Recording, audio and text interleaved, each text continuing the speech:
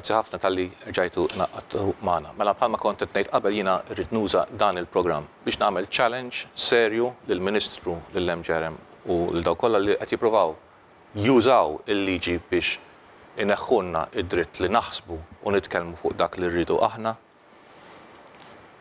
Naf li s-suġġett tal-gender therapy huwa suġġett li huma bl-iktar mod aħrax qed jippruvaw jgħalqu ħal in-nies, allura jiena proprja għażilt dan is-suġġett ta' gender therapy biex aħna nitkellmu fuqu għax il-liġi tippermetti li aħna nitkellmu fuq gender therapy kif fuq affarijiet oħrajn. Allura jekk il-Ministru jew Ħela Dalli jew Silvana Ġus jew kulħadd tal-MGRM joġobhom li aħna qed niksu l-liġi qed nagħmlu riklam fuq dan il-każ jagħmlu kawża l-qorti, eċetera, mhux problema. Miegħi fuq din il-panel illum għandna żewġ guests, għandna lil Dr. Simon Merċieqa li dejjem jagħti opinjoni tiegħu min-naħa akademika u ħajkolli issa naqleb għall-Ingliż. Also on the panel today is Mike Davidson. Mike Davidson is one of the many, represents one of the many organizations who have stood up internationally for Matthew on this case. Before I actually start asking you about yourself and your organization and everything, I just want to point out one thing in English so that you understand perhaps what I have been saying. I want to make it absolutely clear to everybody that I am in no way advertising gay therapy. I am simply applying exercising my rights of freedom of speech, freedom of religion, freedom of whatever I wish to use, so that I can talk about the subject and learn more about the subject and everything. The Maltese Constitution actually says this so that we actually make perfectly clear what we're trying to achieve here. It says freedom of conscience and worship, Article 40. All persons in Malta shall have full freedom of conscience and enjoy free exercise of their respective mode of religious worship. So therefore, if I want to talk about my religious belief, I can do so. There are certain conditions under Article 3. Nothing contained or done under the authority of any law shall be held inconsistent with this one. So there is no law in Malta that is above the Constitution. And the next article, which I would very much like you to be aware of, it says, protection of freedom of expression. Except in his own consent, except with his own consent or by way of parental discipline, no person shall be hindered in the enjoyment of freedom of expression, including freedom to hold opinions without interference, freedom to receive ideas and information without interference, whether communicating ideas and information generally or in any person or class or persons, class of persons, and freedom from interference with his correspondence. So the law in Malta is very clear on freedom of religion and freedom of thought. I can talk, I can discuss with you any topic which I wish to talk about. So I have chosen gender therapy because I know that the minister and the people she surrounds herself with are trying very hard to contain this, even legally. Mike, thank you for being here, first of all. Thank you for having me.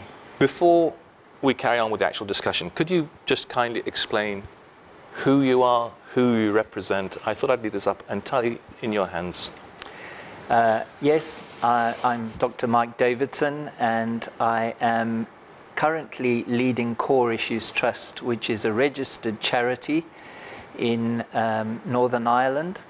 And what we offer is support for men and women who, on their own volition, want to move away from unwanted practices. We find in the United Kingdom that the mental health bodies have put in place ethical standards which they apply to their members, which says that if you help somebody to reduce or to change issues around homosexuality specifically, you are in breach of their ethical standards. Okay. Now, we think this is a violation of personal rights and the idea of autonomy, basically. So we exist to support that group of people. What kind of support? I'm trying to make people out there who are facing this censorship on the subject understand. When you say you support people who are not happy with their present sexual orientation, if I'm understanding correctly, and they seek help, they have issues which they need to discuss with someone. They have worries. They have anxieties. They wish to talk to somebody about it, and you say that you support these kind of people. What kind of support do you actually give? Well, the short answer is that we talk to them. So, from a different point of view, you could say that it's talking therapy.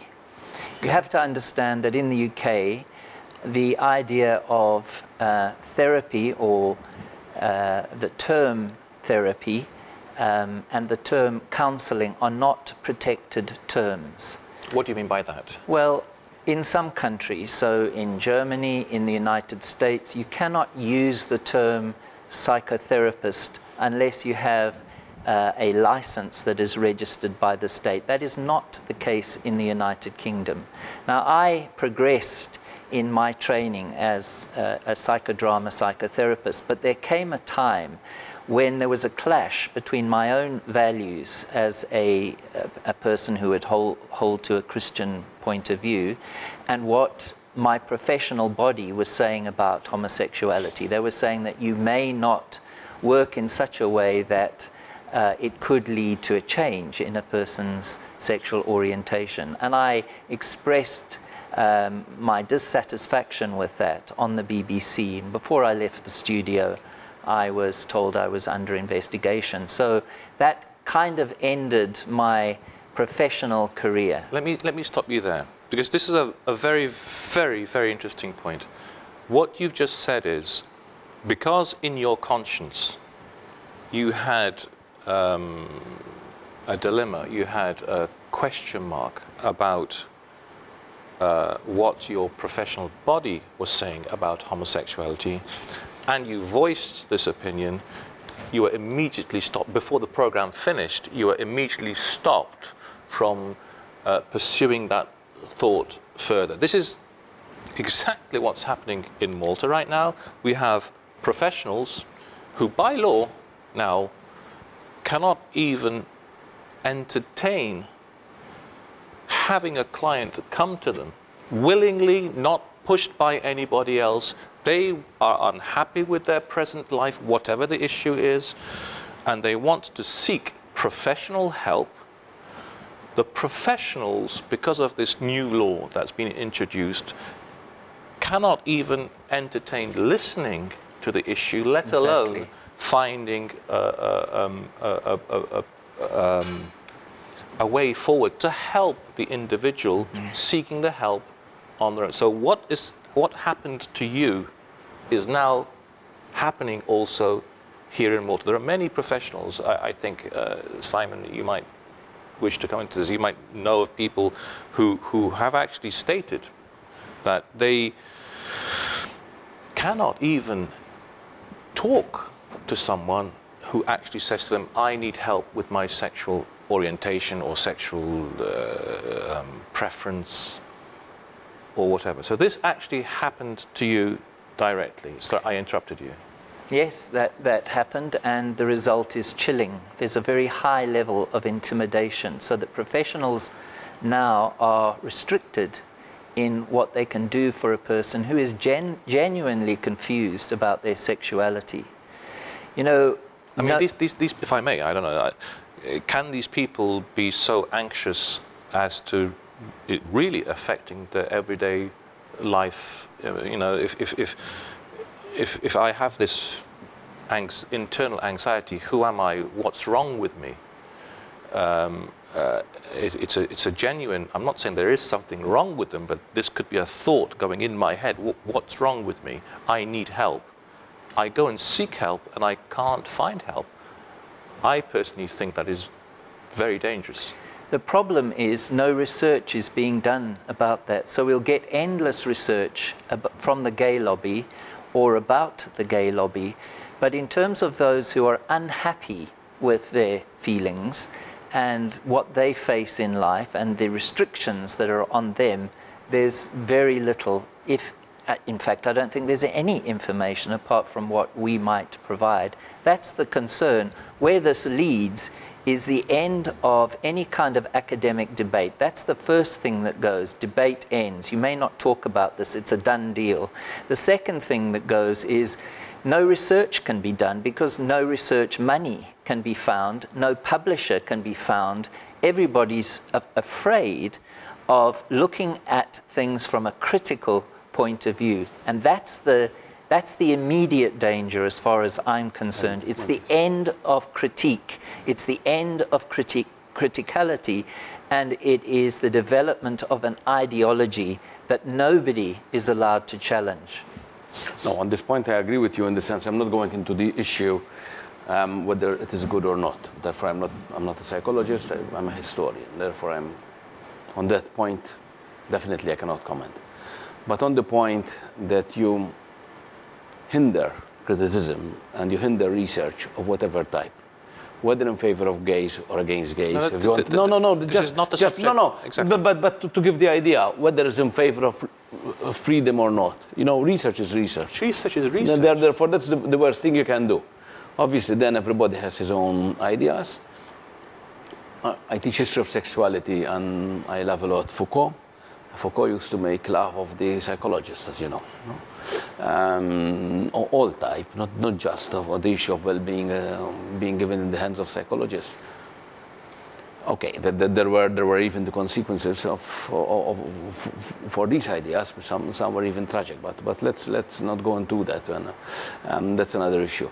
But obviously, you need to leave academia free to think. But that's a point. That's a point. I agree. And the second point, I've already made it here. You're talking here about adults. Therefore, in my opinion, this is how I see it when it comes to individual rights. Because first we had the natural law. Then we moved to the universal law. Now we're moving to individual law, so individual rights. Universal rights, individual rights. Obviously, if you're talking about adults, I think I need to be let free what I'll do with my body, irrespective of my decisions. That the decision needs to be respected. So two fundamental. And I think on these points, there's no discussion. Two fundamental issues that we believe these laws are hindering is one, debate, academic research. Let people do their research and then debate on it academically is by far the healthiest way forward, Ivan. Rather than saying you cannot even talk about it, let alone research it. Progress in academia always started when academics started to challenge established laws. Darwin challenged the established laws of the Bible, let's put it that way. Okay, there's always problem. When you start challenging, someone can also now start challenging Darwin. I have no problem about that, but there's an academic process. But in this case, we are hearing that if I have an opinion, if I have a belief, and I want to put it forward, you cannot even talk about it. That answers all again will be given to you by Foucault. Foucault, in one of the books of History of Sexuality, states, and I explained it incidentally to students this week, that we have a tendency where we equate truth with law or with authority. Always, throughout history, whether it's Christian beliefs, whether it's Muslim beliefs, whether it is a question of secular beliefs. Okay. Obviously, truth is not necessarily linked with authority. Authority is not necessarily the embodiment of truth. Exactly. And we must challenge authority. Yes, we must definitely. for that's the part sake of of the truth. And we always say in this program, we seek the truth. To speed things up again, I know that as part of your work, you produced, in my opinion, a very, very important piece of work, which is the film called The Voices of the Silenced. The Voices of the Silenced. I saw this film and I was struck by the genuine concerns of individuals who spoke in it. I'd like to show a very, very quick clip. The greatest privilege I have is in listening to the stories of men and women coming out of homosexuality. Many have never shared their stories with any other person, and we're honored that they've given us their trust. Come with me as we explore voices of the silenced, the stories of those who journey, those who support them, and those exploring the contribution that they have made in today's world.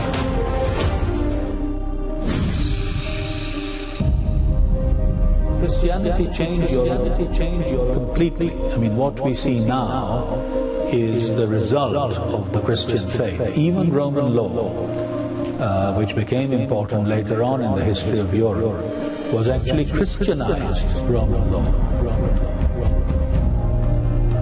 We're at a stage at the moment in our history in Western civilization when some voices are being silenced.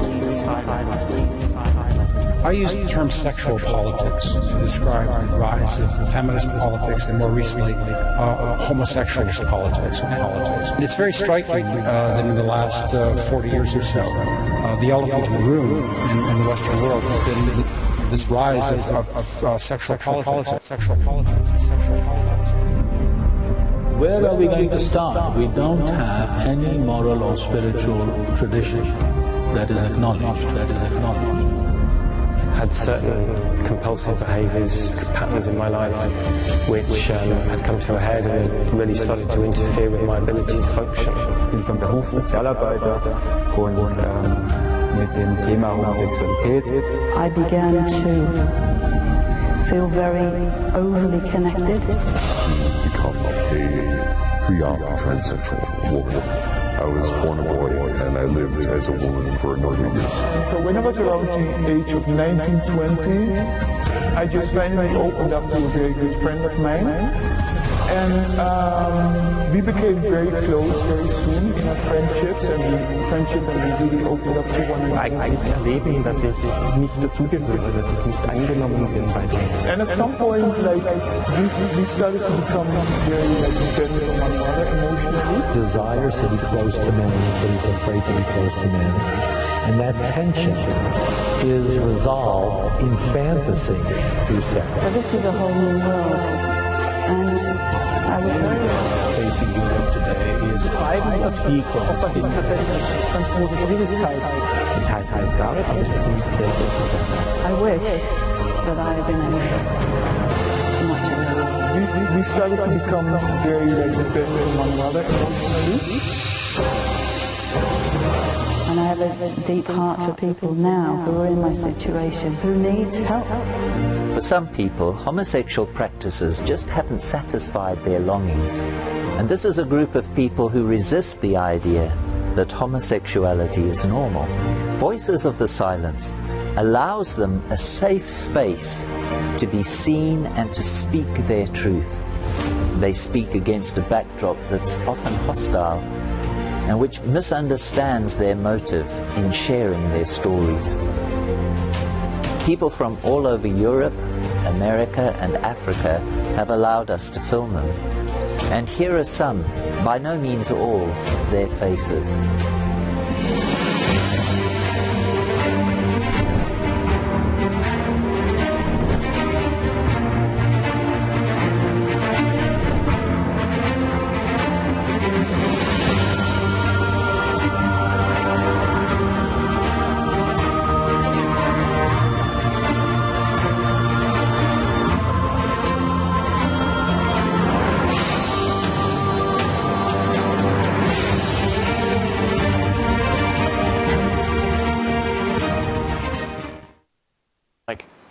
Very quickly, I saw the whole film. Obviously, we can only show a part of it.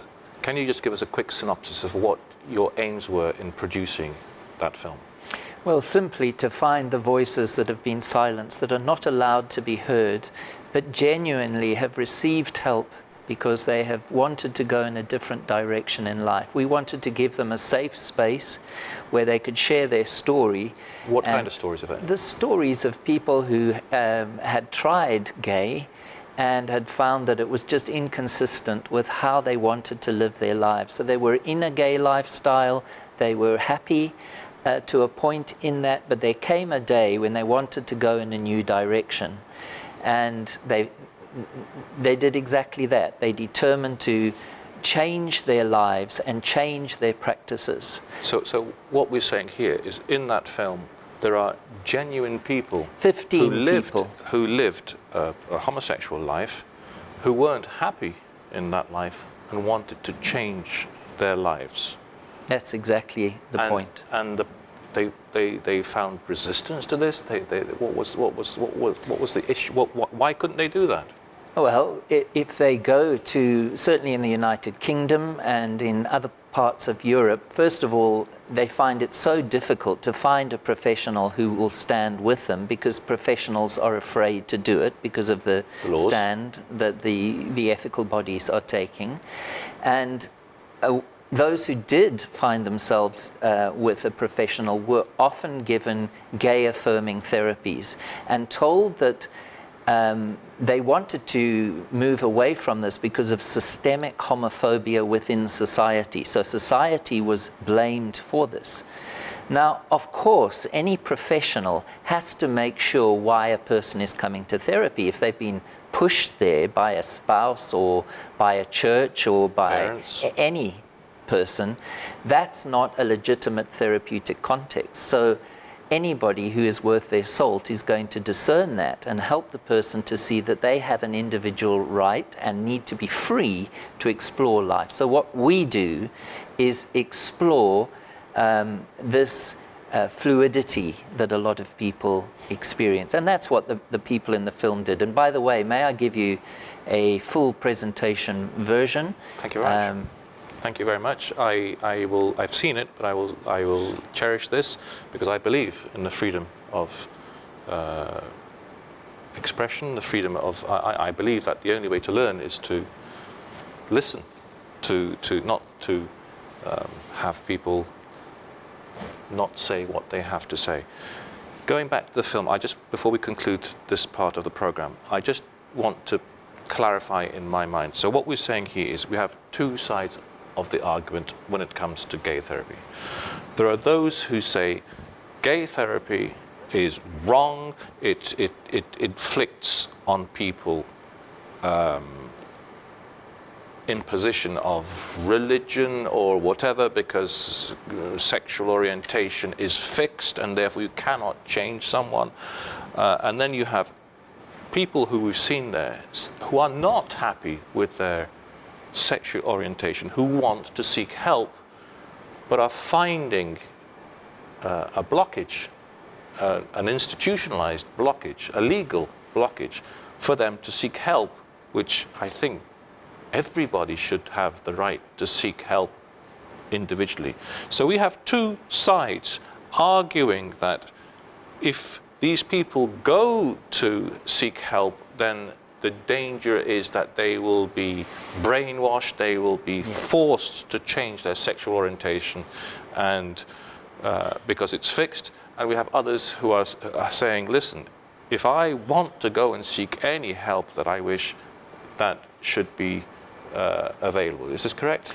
This is correct. The problem is that when we do have debates about this, we are immediately told that in Great Britain, all of the mental health bodies are in agreement about this. The World Health Organization is in agreement about this. We're told that because the institutions have settled on this, that's the end of the story. But it clearly isn't in terms of what is happening out there among people who have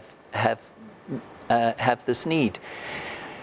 If you go to the largest psychological association in the world, the American Psychological Association, who certainly would not agree with the position I would state, If you look at their 2014 Psychology and Sexuality Handbook, the Handbook of Sexuality and Psychology, I believe it's called, you'll see very clearly there that they have explained that sexuality, in terms of homosexuality, often does have a cause.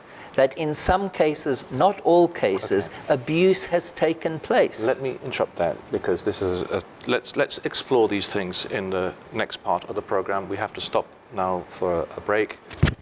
Erjo Kunumana, Warda del break.